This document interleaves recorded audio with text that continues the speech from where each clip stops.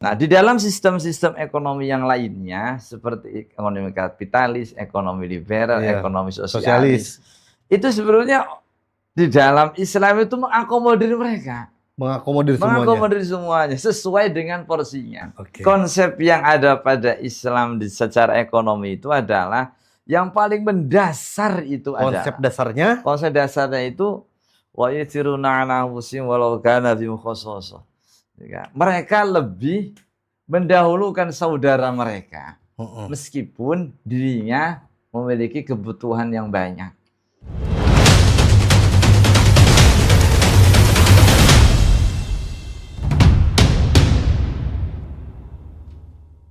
Assalamualaikum warahmatullahi wabarakatuh.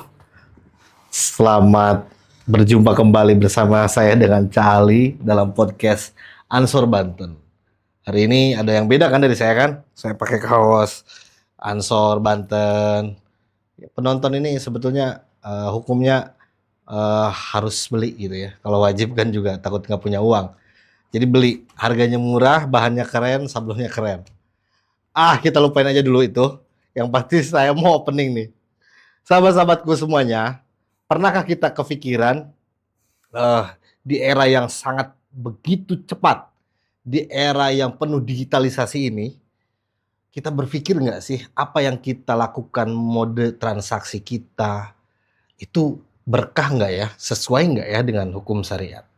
Dan kemudian pernah nggak sih kita mikir apa yang kita usahakan selalu ngomongin soal cuan, cuan, cuan. Ini berkah nggak ya buat akhirat kita? Jangan cuma mikirin cuan untuk dunia, untuk nyambung hidup dan lain-lain. Ini ada perspektif lain yang harusnya sebagai kader Ansor, kader Banser khususnya teman-teman subscriber Ansor Banten Channel ini harus tahu nih. Apa sih sebetulnya hukum-hukum dalam dalam perekonomian agama kita, perekonomian syariah kita.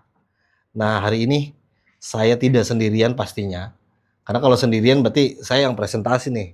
Tapi berhubung saya ditemani oleh ahlinya ahli, core of the core gitu ya. Ini Gus saya, guru saya. Assalamualaikum warahmatullahi wabarakatuh, Gus. Waalaikumsalam warahmatullahi wabarakatuh. Apa kabar, Gusku, sehat? Alhamdulillahirabbil alamin. Luar biasa Jos ya. Jos yang ini sangat cerah sekali secara hati kita semuanya. Oke, mantap begitu.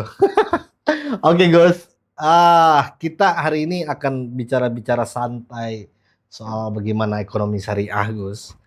Pasti ini kita ngaji ya, kita ngaji ke panjenengan soal bagaimana kemudian perkembangan ekonomi syariah di Indonesia, khususnya di Banten, terkhusus dalam kehidupan sehari-hari kita. Yang pasti ini akan kita coba kupas tuntas bersama Gus. Waktu kita panjang sekali, sepanjang kereta Merak Serang. Gus, ngomongin ekonomi syariah. Apa sih sebetulnya ekonomi Islam ataupun ekonomi syariah itu, Gus? Menurut pandangan seorang Gus yang punya gelar LC atau lulusan Cibeber ini. Monggo, Gus. Yeah. Secara bahasa, syariat itu berarti jalan. Jalan ataupun aturan yang telah Nabi terima dari Allah untuk kemaslahatan umat manusia. Ekonomi adalah sebuah keharusan untuk menunjang bagaimana umat ini bisa berperadaban dan juga bisa berkemajuan. Dan juga ini berawal dari sebuah hadis, yahtaju rajulun minad dananira wad darahima litakuma amro dinihi. Seseorang itu butuh dari harta benda agar bisa menegakkan urusan agamanya. Oke. Bahkan di dalam hadis yang lainnya, afdhalul amali rajul, ada yang mengatakan afdhalul amali kasbu rajulin biyadihi. Kasfu rajulin biyadihi. Amal yang paling utama itu seseorang yang bekerja tidak bergantung kepada orang lain untuk memenuhi kebutuhan dirinya. Kebutuhan dirinya yang terpenuhi atas pekerjaan yang dia lakukan. Oke. Nah, selama tidak melanggar Syariat-syariat. syariat. Ya. Nah, makanya pada dasarnya Nabi di dalam hadis ini mengajarkan bagaimana kemandirian umat ini untuk tidak bergantung kepada yang lainnya. Bagaimana Nabi mengajarkan umat ini agar bisa mengoptimalkan potensi yang ada pada dirinya agar tidak tergantung kepada kebaikan orang lain. Jadi intinya adalah Nabi Muhammad ini mendorong sesungguhnya kepada umatnya untuk berdikari di bidang ekonominya. Betul. Karena ini juga menjadi dasar kekuatan daripada umat ini. Makanya kenapa ketika periode Mekah istilah muamalah itu belum ada, istilah ekonomi Islam itu belum ada. Karena beliau di Mekah itu yang disusun itu adalah bagaimana orang-orang pada saat itu bisa beriman. Nanti lebih fokus kepada urusan akidah.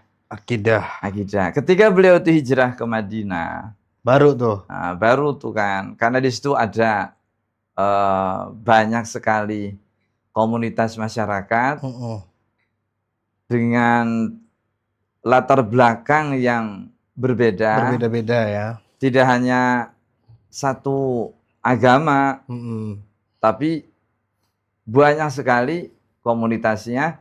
Ada yang Yahudi, ada yang Nasrani, ada yang kaum pagan, ada orang Islam itu sendiri. Mereka memiliki tradisi yang berbeda-beda. Nah, karena pada saat itu perniagaan pada saat itu sangat masif, dan pada saat itu yang memegang perekonomian itu adalah kaum Yahudi Bani Quraidah. Bani Quraidah itu karena pada saat itu memang orang Yahudi itu lebih terkonsentrasi di tanah Khaybar. Tanah Khaybar itu adalah tempat paling banyak komunitas Yahudi pada zaman Nabi.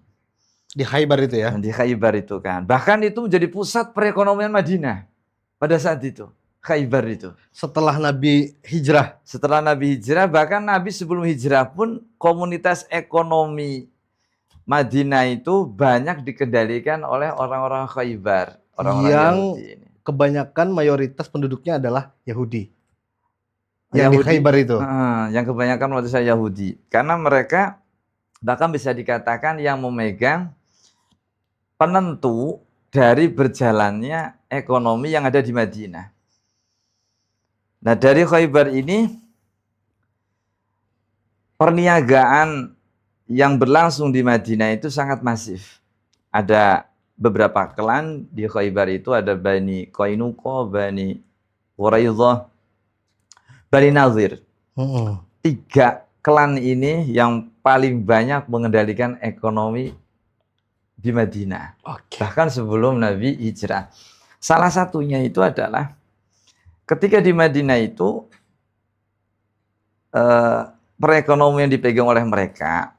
Sistem yang dipakai pada saat itu adalah sistem ribawi. Itu sebelum adanya keterangan dari Nabi ya, pada persoalan ekonomi syariah mungkin. Nah, saya tertarik tuh unsur ribawi itu pada zaman itu tuh kayak gimana sih bentuknya, Gus gitu. Karena memang Yahudi ini orang yang memiliki pasar, bahkan kapitalis lah ya. Kapitalisnya itu kan. Dan ini sampai sekali masih iya. Kapitalis itu orang Yahudi itu pada zaman Nabi itu mereka juga mencetak mata uang, bahkan bahasanya memberikan modal untuk perniagaan. Nah, karena yang dijalankan oleh mereka itu adalah sistem ribawi yang dimana modal itu disertai dengan bunga. Dan ini yang menjadi aduan ahli Madinah kepada Rasulullah SAW. Akhirnya Rasulullah itu mengutus saudagar-saudagarnya. Sayyidina Utsman. Oh, JS-JS-nya nih. Sayyidina Utsman bin Affan, Abdurrahman bin Auf, Thalha bin Ubaidillah, itu para juragan-juragannya. Agar mau memberikan modal kepada mereka, membantu mereka dengan tanpa bunga. Dan ternyata cara Nabi ini justru memberikan minat yang besar pada saat itu untuk lebih cenderung kepada Nabi. Nah, yang dibangun ternyata akidah mereka itu sudah mapan. Maka fase di Madinah itu Nabi salah satu yang dibina itu adalah fase pemantapan ekonomi. Saat di Madinah itu? Sama di Madinah itu. Karena disadari bahwasanya kekuatan agama ini berangkat daripada kemapanan ekonomi. Ada ungkapan seperti ini. Kadal fakru kufron. Kadal fakru kufron. Kemelaratan itu hampir saja bisa menyebabkan kekufuran. Gitu. Benar sih, Gus. Kayaknya benar. Karena yang kita tahu ya, kalau kita lagi nggak punya duit itu palang juga kepala. Iya. Berhubung kalau kita mah anak-anak Ansor kan ya namanya juga hidup gitu. Kadang-kadang pegang duit, kadang-kadang pegang kepala. Cuman waktu pegang kepala ini kita mikirnya, ya Allah kok gini banget sih Allah. Kok orang lain memudah banget. Akhirnya kita keluar kalimat-kalimat yang akhirnya mendiskreditkan Allah gitu tuh. Iya. Makanya bener, kadal fakron. Apa? Kufron, oke. Nah Gus, saya tertarik nih. Karena Rasul sendiri juga kan melarang, mungkin lebih tepatnya sih kayak melarang ya umatnya untuk menjadi seorang yang fakir tadi. Iya. Saya pernah dengar satu keterangan hadisnya begitu, jangan sampai fakir. Artinya Rasulullah itu pengen umatnya ini sugih gitu loh, Gus. Iya. Bener kan? Iya. Nah, saya juga tertarik sugih dalam tanda petik Rasul perintahkan itu bukan yang berada pada unsur ribawi. Iya. Sebelum itu kita lanjut, terus kita ngopi dulu. Oke. Ngopi dulu. Mantap dong. Ini pembahasannya kita agak tajam ini. Nanti kita akan bahas yang lebih mantap. Nah, Gus, soal ribawi. Nah, dalam Islam itu yang kemudian oleh ulama-ulama kita kemudian yang terus bersambung kepada Rasulullah. Riba itu kan yang kita kenal itu cuma soal bunga, Gus. Tapi ada nggak sih perspektif lain soal riba gitu? Sebenarnya secara garis besar itu kan dari teks yang ada berupa dalil nasnya, wa halallahu al-bay' wa harrama riba. Allah menghalalkan jual beli dan mengharamkan riba. Artinya tidak ada kerugian yang ditanggung oleh dua belah pihak. Jadi batasannya itu adalah bagaimana di dalam perniagaan itu tidak ada kerugian di antara dua belah pihak. Jadi misalkan saya nggak rugi, Gusnya juga nggak rugi gitu tuh. Kalau masalah keuntungan itu kan kondisional kalau keuntungan itu kan. Ya kayaknya lebih ditekannya itu adalah bagaimana di dalam sebuah transaksi itu tidak ada pihak yang dirugikan. Tidak ada pihak yang dirugikan. Ini berangkatnya adalah dororo wala diroro ya. Bahasanya tidak boleh membahayakan juga tidak boleh membuat bahaya. Gitu. Nah ini konsep seperti ini yang akhirnya menjadi dasar di dalam transaksi, setiap transaksi. Apapun itu bentuk transaksinya, baik itu jual beli, sewa menyewa, atau pinjam meminjam, atau mengakuisisi saham, atau yang lain sebagainya lah. Itu semuanya itu tidak boleh ada kerugian dari kedua belah pihak. Jangan sampai dari dua belah pihak itu menanggung kerugian. Dan kalaupun memang terpaksa harus ada kerugian, maka Kerugian yang disepakati. itu, ya kerugian yang bisa diminimalisir. Yang diminimalisir. Diminimalisir. Jangan gede-gede amat lah ruginya gitu. Gak gede-gede amat tuh. Nah ini makanya artinya dari situ bisa dipahami bahwasanya transaksi itu tidak hanya sebuah bentuk untung rugi, tapi lebih kepada memenuhi hajat hidup bersama. Nah, bagaimana kebutuhan hajat hidup bersama ini bisa ditopang secara kolektif.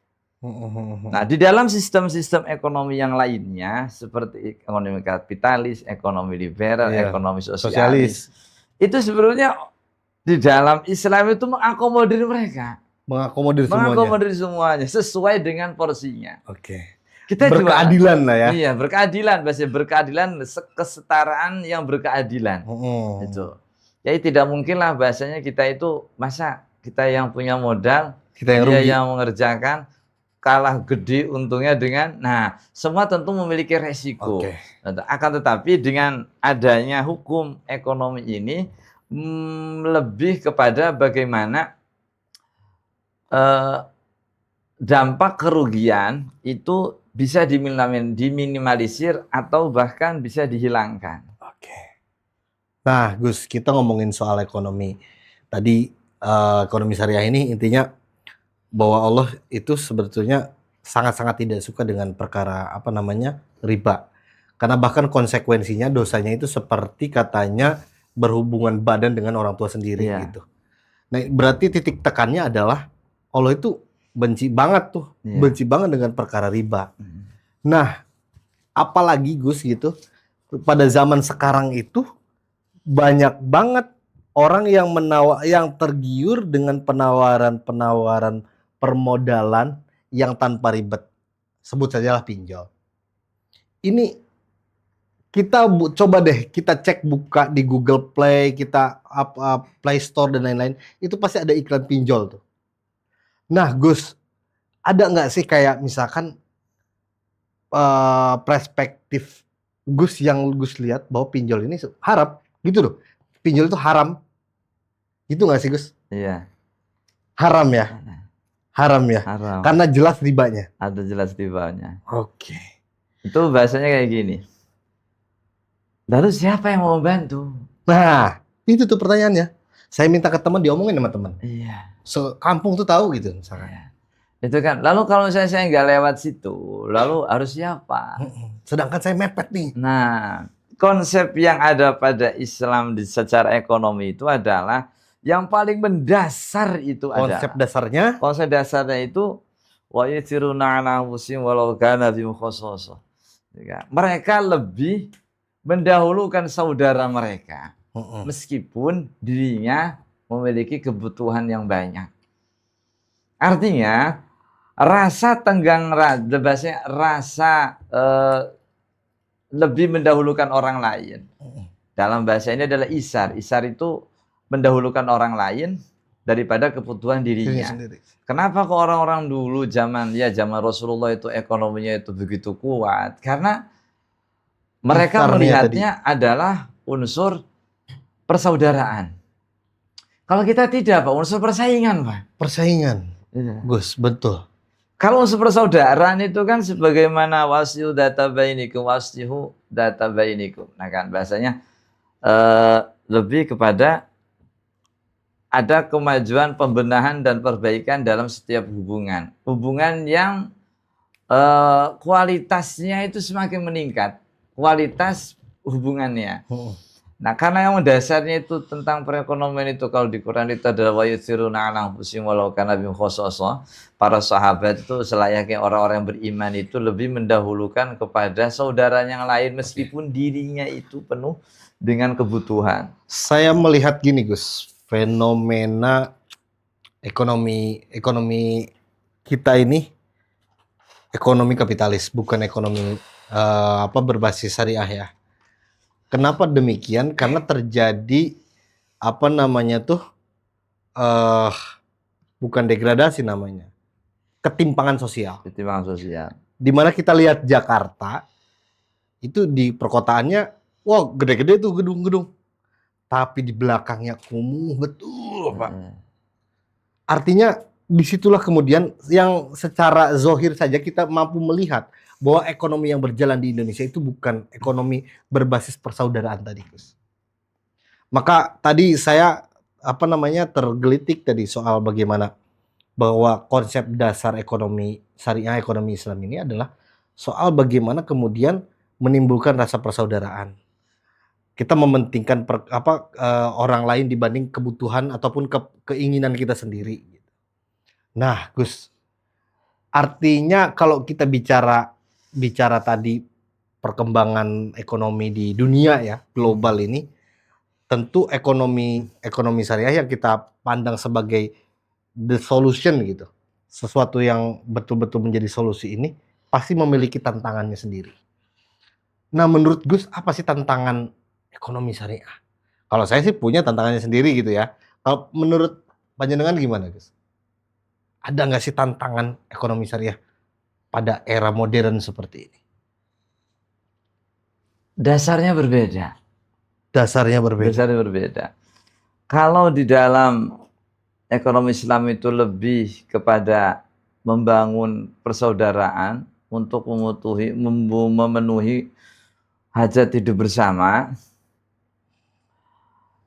ini tidak selaras dengan ekonomi global yang kita katakan kapitalis, yang meraup untung sebanyak-banyaknya. Yang dimana kita tidak menyadari bahwasanya kepedulian kita itu adalah bentuk daripada keuntungan non-materi. Jika di dalam sebuah komunitas itu tinggi rasa pedulinya, ini akan menjadikan keuntungan tersendiri. Yang dibangun itu bagaimana tidak hanya ekonomi gitu loh kan. Makanya kenapa bangunlah jiwanya, bangunlah badannya. Iya, oke. Itu kan. Yang dibangun itu bagaimana kesadaran sebagai bagian daripada komunitas masyarakat yang memiliki hajat hidup bersama. Karena dasarnya itu adalah dasarnya berupa asas persaudaraan untuk kesetaraan yang berkeadilan. Ini berbeda dan berseberangan dengan asas meraup keuntungan dengan sebanyak-banyaknya dan sebanyak-banyaknya gitu kan.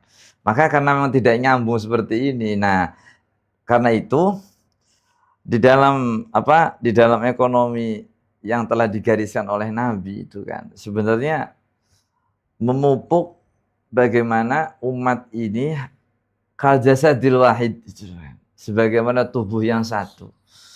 Tidak mungkinlah bahasanya ada yang luka sedangkan yang lainnya tidak peduli kan itu.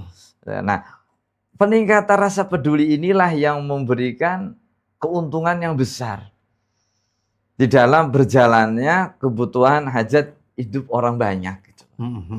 Makanya kalau di dalam NU itu ada yang selentingannya ngomongnya itu NU itu sebenarnya narik urunan. Narik urunan itu. Oke. Nah, berangkatnya itu karena tingginya rasa kepedulian kepada sesama. Ini yang dibangun. Makanya kenapa bisa dikatakan saya sebutkan satu negara yang memiliki taraf ekonomi tinggi, tapi miskin sumber daya alam. Sebutlah negara matahari terbit, Jepang itu. Miskin sumber daya alam. SDA-nya, tapi SDM-nya. SDM-nya tinggi. Kalau kita sebaliknya. Oke. Karena apa? Masih rendahnya kepedulian bangsa kita, orang-orang kita untuk bisa membantu kepada sesama. Itu tantangannya, Gus ya. Tantangannya itu. Nah, saya tertarik nih. Presiden Prabowo, kita ngomongin ekonomi Indonesia nih. Presiden Prabowo ini sedang gencar-gencarnya memerintahkan pasukan-pasukannya ini, menteri-menteri untuk menggalakkan yang namanya Koperasi Desa Merah Putih. Mungkin Gus juga udah familiar dengan itu. Saya melihat koperasi ini, begitu juga dengan undang-undang kita yang menjelaskan tentang ekonomi kerakyatan, bahwa kemudian akarnya adalah bagaimana kita membangun kebersamaan dalam membentuk ekosistem ekonomi yang mandiri lewat akar rumput. Saya tertarik ini. Menurut saya sih ini sangat keren, Gus. Dan kalau saya ambil klisenya dari Gus tadi menyampaikan bahwa nilai dasarnya itu adalah bagaimana ekonomi itu sendiri, ekonomi Islam itu adalah membangun kesadaran kolektif daripada masyarakat Islam itu sendiri. Nah, Presiden Prabowo mengglobalkan itu dalam pemikirannya, menciptakan Koperasi Desa Merah Putih untuk membentuk nilai-nilai kolektif masyarakat agar ekonomi kita tidak timpang, agar kita tidak mudah dipermainkan harganya kalau petani, karena ada Koperasi Desa Merah Putih yang siap menampung produk-produk mereka. Nah, menurut Gus sendiri nih, sepengetahuan Gus, Koperasi Desa Merah Putih itu seperti apa? Kalau bisa dikatakan ini adalah bentuk kepedulian pemerintah kepada warganya ya. Oke. Untuk menjawab perekonomian yang ada di bawah. Bagaimana kesejahteraan yang berkeadilan itu bisa dirasakan oleh kalangan bawah. Yang Koperasi Merah Putih itu mengakomodir daripada kebutuhan-kebutuhan hajat hidup orang banyak, gitu kan. Dan ini jelasnya itu adalah berangkat daripada ada rasa peduli dari pemangku kekuasaan untuk kesejahteraan warganya. Dan ini termasuknya ya harus sesuai dengan syariat. Sesuai dengan syariat seperti ini. Nah, karena memang penampungan daripada hasil-hasil yang keluar dari warga, dari masyarakat kita, hasil bumi mereka, ekonomi mereka, itu kan bisa tertampung dalam koperasi ini, tentu yang menikmati adalah orang kita. Nah, makanya itu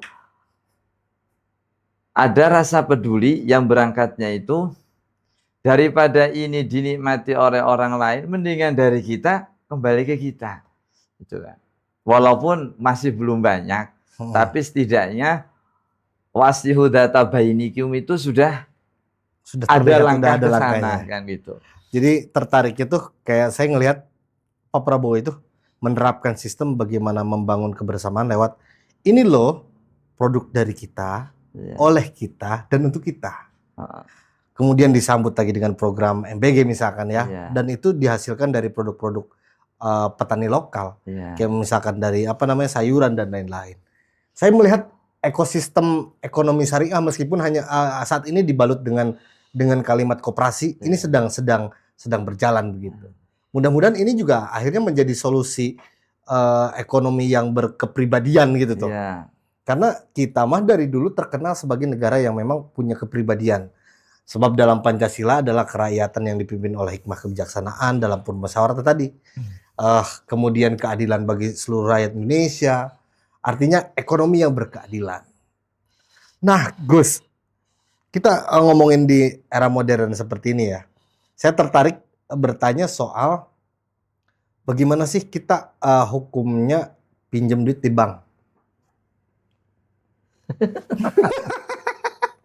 Ayo gimana Gus? Atau mungkin kita ngeredit motor, ngeredit mobil, ngeredit rumah lah gitu ya.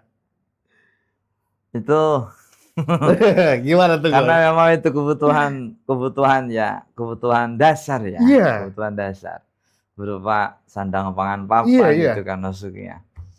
Dengan sistem yang sudah kita kenal KPR saat ini kan, dengan pinjaman dengan bunga sekian persen kan gitu kan. Udah jelas loh dari awal itu bunga 8% misalkan. Sebenarnya ya kalau kita mau katakan itu haram ya tetap haram. Haram. Kita jangan menormalisasi hukum ya. Tidak kita tidak boleh seperti itu. Akan tetapi ada pengecualian nih. Akan tetapi bagaimana kebutuhan ini bisa terpenuhi seperti seseorang itu dia itu daripada saya itu minjam ke bank itu haram, akhirnya keluarga saya terlunta-lunta, ini juga sama mafsadah juga sama. Oke. Nah, mafsadah juga sama. Nah, makanya di dalam teori kaidah fikih itu ada namanya kaidah hukum positif. Kaidah hukum positif seperti ini. Idza ta'arada bainal mafsadaini quddimal akhaf itu kan. Apabila timbul dua Kemadharatan, maka yang didahulukan itu adalah kemadharatan yang paling minim, paling ringan. Pinjam di bank dengan bunga sekian persen. Dengan saya tidak meminjam yang pada akhirnya usaha saya gulung tikar. Yang pada akhirnya keluarga saya terlunta-lunta. Yang pada akhirnya akan timbul cemoohan dari masyarakat. Yang pada akhirnya akan timbul kriminalitas sebab kebutuhan yang tidak terpenuhi. Ini akan membuat ketidakstabilan di dalam keamanan secara kolektif. Maka walaupun memang itu haram secara hukum, bukan berarti yang lainnya juga haram. Sama-sama nggak enaknya. Lalu dari mana saya mendapatkan uang sedemikian banyak, gitu loh kan? Nah, dan juga ada istilahnya begini. Sebenarnya meminjam itu secara dasarnya itu kan boleh-boleh saja, ya kan? Adapun keuntungan dari pinjaman itu kalau lebih aman itu tidak usah disebutkan di muka, tidak usah disebutkan di muka. Nah, memang kalimatnya ada juga yang dari Nabi itu kan, sampai bahasa sebaik-baiknya kalian itu adalah sebaik-baiknya yang membayar hutang. Artinya dipahami di sini, ketika dia itu berhutang 1 juta, maka dia kembalikannya 1.100.000. Itu bukan bunga, tapi sebagai rasa terima kasih saya. Thank you lah gitu. Nah, setelah dipinjami. Lah repotnya kita, rasa terima kasih itu dibanderol dengan istilah bunga. Dengan istilah bunga. Ini sudah menjadi kategorinya sendiri gitu. Kategori hukumnya tuh beda tuh. Beda. Nah, kecuali mungkin akadnya udah belakangan aja nggak usah ngomong-ngomong bunga lo gitu tuh. Iya. Udah tanda thank you lah gitu ya. Iya, itu larinya tuh kepada kesadaran kita sebagai orang yang telah dibantu. Kesadaran kita sebagai orang yang dibantu. Bagaimana sih cara berterima kasihnya? Jadi kategorinya itu akhafud dararain lah ya. Iya, kita memilih mana sih yang lebih sedikit madorotnya gitu. Tapi sekali lagi jangan menormalisasi bahwa itu boleh ya. Artinya tetap saja itu hukumnya menjadi haram. Betul. Cuman dalam kategori haram itu carilah yang lebih madorotnya sedikit. Dibanding kita pinjam ke tetangga diomongin, bertahun-tahun kita diomongin. Wah, situ mah minjem tuh sama gua tuh. Dan lain-lain kan akhirnya menurut saya sih nggak etis ya. Nggak etis. Akhirnya juga hubungan tadi, konflik sosial tadi. Konflik sosial tadi kan. Makanya itu sampai pertama itu ketika kami mendengar ada sebuah ungkapan orang bersedekah itu pahalanya 10. Sedangkan orang yang menghutang itu pahalanya 17. Saya pertama berpikir seperti ini. Ya kan kalau ngutang kan balik lagi. Gitu loh kan. Kenapa kok pahalanya lebih besar? Ternyata yang menjadikan besarnya sebuah pahala itu bukan pada nilai pemberiannya, tapi pada sikap daripada pemberian itu. Karena memang sudah diketahui saat ini dan kebanyakan yang ngutang itu jauh lebih galak daripada yang ngutangi katanya.